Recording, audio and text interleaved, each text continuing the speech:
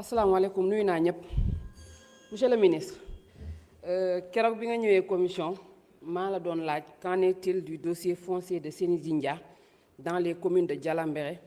et Médina Chérif dans le département de Kolda bi nga may tontu danga ma ne yéen député parfois da ngeen di dégg tëll rek ni damm na bëggatuma dégg nag tëll rek ni damm na damaa bëggoon nga ñëw toog taxaw fii leeralal ñu ko parce que ñun à Kolda on n'a pas d'usine amuñu fenn fu ñu liggéey fu dul suñu teer yooyu la ñuy yaakaar béykat yi fa nekk bay dundee la ñuy def moo tax nag ñu bëggoon point de collecte yi ñu teel koo teg balaa ñuy dugg Gambie di jaay suñuy arachide à bas prix parce que ci xaalis boobu la ñuy fay suñu scolarité doom ci xaalis boobu la ñuy dundal suñu njaboot les plus audacieux ci xaalis boobu la ñuy takk ñaareel bu ñu jaayee seen gerte ba pare. Monsieur le ministre, nous vous avons interpellé sur la différence entre le budget de la Sodagri qui est à 1 milliard et celui de la SAED qui est à 4 milliards. En effet, celui de la SAED est très supérieur à celui de la Sodagri alors que le territoire d'action de la Sodagri est plus vaste que celui de la SAED au nord. keroog laajoon nañ la ko réponse bi ñu ci jox satisfaire ñu moo tax ñu la koy laajaat fii. À quand le transfert du siège de la Sodagri à Kolda? À défaut, il faut autoriser la direction générale à procéder à la location provisoire d'un siège et du transfert du mobilier à Kolda dans l'attente de l'achèvement du dossier du siège définitif pour une meilleure prise en charge des préoccupations de la population, en rationalisant les charges locatives, en facilitant le contact des agents et les populations, en stimulant l'économie locale du pôle sud. Par rapport au budget, on note une insuffisance des dotations budgétaires face à l'ampleur des besoins pour l'extension des aménagements hydro-agricoles. Retard récurrent dans la mise à disposition des ressources financières, absence d'une ligne budgétaire pluriannuelle dédiée à la Sodagri rendant difficile la visibilité des engagements à moyen et long terme. Sur le logistique, nous notons un déficit criard de matériel de mécanisation, tracteurs, motoculteurs et batteuses sur toute l'étendue de la zone d'intervention. Insuffisance de moyens roulants pour assurer le suivi rapproché, la supervision technique et la coordination des antennes régionales. Insuffisance d'infrastructures de stockage et de conservation occasionnant des pertes post-récolte importantes qui réduisent les revenus des producteurs et fragilisent la sécurité alimentaire. Insuffisance des ressources humaines qualifiées. La Sodagri ne dispose pas encore d'un effectif suffisant et diversifié des techniciens spécialisés et des cadres pour répondre aux besoins croissants de son territoire d'intervention. Cette contrainte affecte la qualité de l'appui, conseil et la mise en œuvre des projets structurants. Merci beaucoup. Merci beaucoup, honorable. Honorable Diogomaye Diaw, vous avez la parole. Honorable Olemate Bayo se prépare.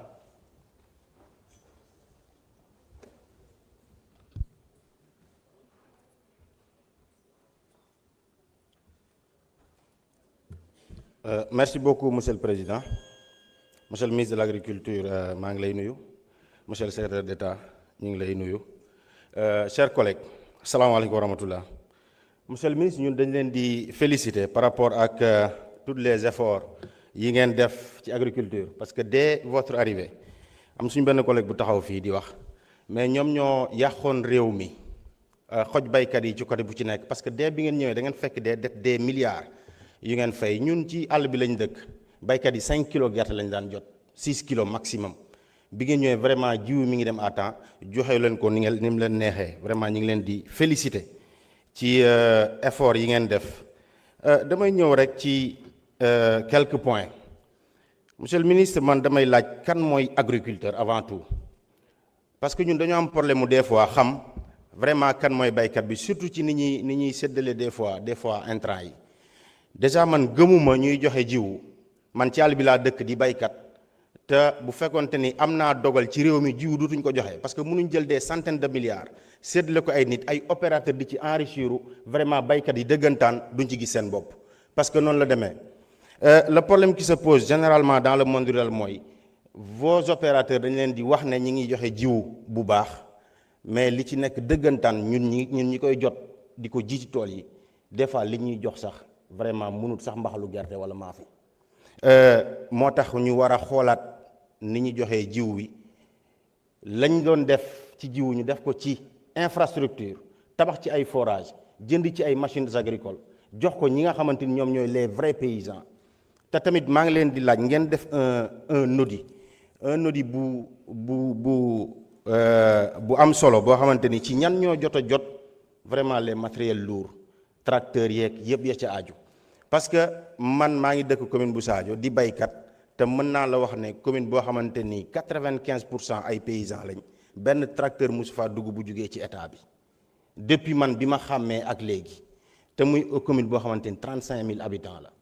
te commune boobu mën naa ci lim yeneen dizaines de centaines de communes dans le Sénégal te tracteurs yi yéen a ngi koy jënd muy xaalisu askan wi muy demaat ci ay nit mais nit ñooñu ñan lañu te ñun ñëpp xam nañu ne bay fii ci Sénégal li ci ëpp ci pourcentage bi agriculture familiale la ñuy def moom mooy mbay mu ndaw mi ñuy def ñun ñu ci bëree bëri amuñ yenn moyens yi vraiment monsieur le ministre ñi ngi leen di féliciter di leen wax tamit ne y a une zone dans le département de Mbacké ñu naan ko Sadio ñu naan ko la zone des Niayes du Baol foofu presque li ëpp ci producteur maraîcher tomate bi fa lay génnee fu ci mel ni Signy fu ci mel ni Sadio Mbayar fu ci mel ni Gerle Kër Baba Taïf côté boobu yëpp tomate la ñuy def kon 21 milliards yi nga xamante ni mi ngi PUDC pour ay forage nañ ko indi foofu au moins minimum 2500 jeunes mën nañ di activer wu ci maraîchage ba duñ dem ci gaal yi di ci dee loolu dafa jar a xoolaat bu baax je vous remercie monsieur le président toogaay bi jekk na macha allah. Merci jërëjëf honorable Diogomaye Diaw. Honorable Oulématé Bayo, vous avez la parole. Honorable Seynabou Yassine Samb se prépare.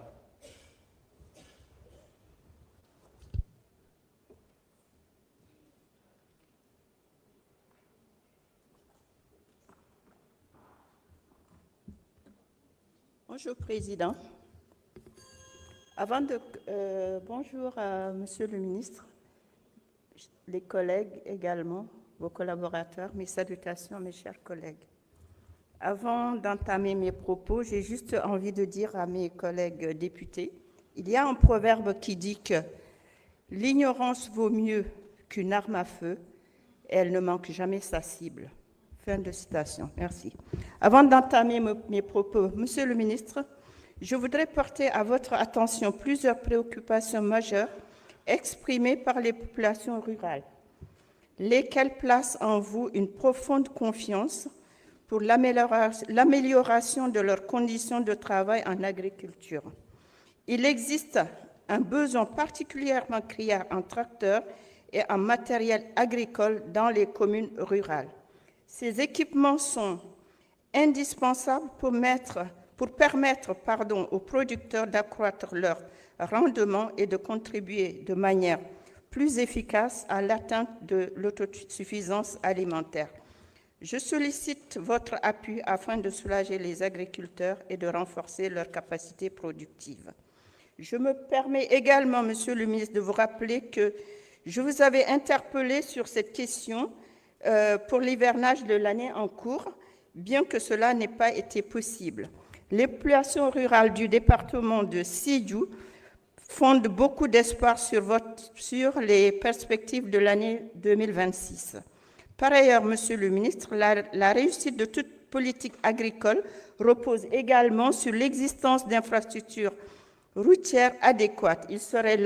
dès lors opportun d'envisager, en collaboration avec le ministère des Transports et des collectivités territoriales, la multiplication des pistes de production dans l'ensemble des départements ruraux afin de faciliter l'accès aux zones agricoles et l'écoulement des récoltes. Dans mon département de Sédhiou, Monsieur le ministre, plus aisément dans le Pakao, le Diassy et le Boudié, le déficit en infrastructure demeure particulièrement marqué. Cette situation, malheureusement, se trouve dans de nombreux départements du Sénégal. En tout cas, Monsieur le ministre, mes encouragements, toutes mes félicitations pour le travail que vous faites et je vous souhaite une belle mission et une bonne continuation. Merci. Merci beaucoup, honorable Oulématé Bayo. Honorable Seynabou Yassine Samb, vous avez la parole. Honorable Anthié Dieng se prépare.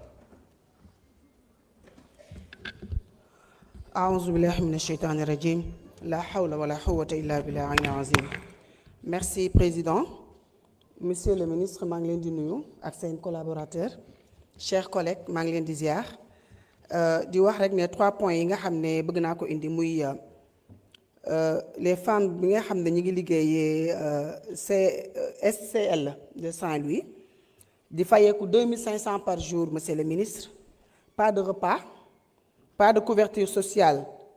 quelle mesure immédiate pour leur garantir dignité protection emploi stable. Beneen point bi mooy RSE yi nga xam ne mooy GDS comment vous pouvez-il encadrer la GDS pour que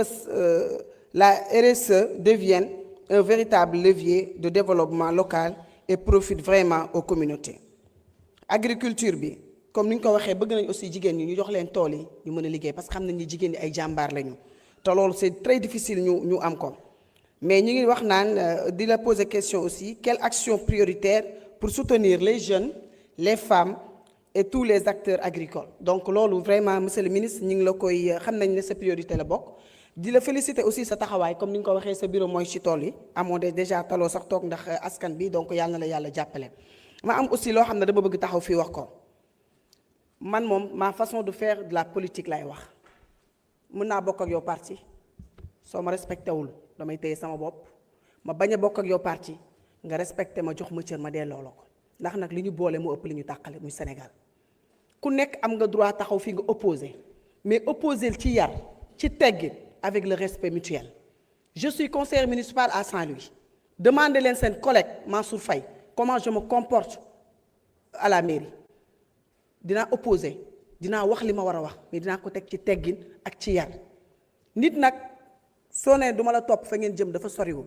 on ne peut pas accepter que ñuy manquer ce respect suñu leader président Ousmane Sonko soo leen di wax di tudd turam sax da ngeen di mel ne da ngeen di fàtt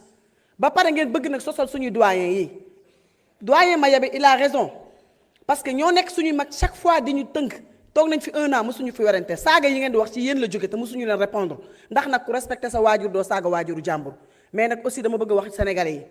ànd hypocrisie mënuñu ko ànd fii ci biir hémicycle bi lu ñu nëbbul yàlla waruñu ko nëbbu doomu aadama ku nekk da nga am sa nature on est 165 députés ku nekk da nga am sa jikko kon mënuñu wax kenn melal nii wala melal ne mais nañu toog ku war a nga wax sa fulla wax sa fayda mais nag ñu wax ko ci yar wax ko ci teggin parce que nag ñun ñëpp ay kilifa lañu exemple lañ ci suñuy doom mais y a des limites wax ba pare génn manque de respect toog di wax mel kuy wax ak say morom am na loo xam ne mënuñu ko nag te nag ku nekk ak sa jikko mënuñu promettre kenn dara duñu saaga nag duñu wax lu ñuy xeebee mais nag bu ñu waree répondre ñu répondre te bu ñu génnee fee ci ruq yi tamit ku ci fa fël sa morom bu boobaa lu ci am rek bu ñu la tàncee nga xam ne dañ la tànc mais nag y a des choses yoo xam ne te ki may waxal mooy kii ko xam ne boppam. Merci beaucoup honorable Seynabou Yacine Somb. Honorable Antia Dieng, vous avez la parole. Honorable Fama Ba se prépare.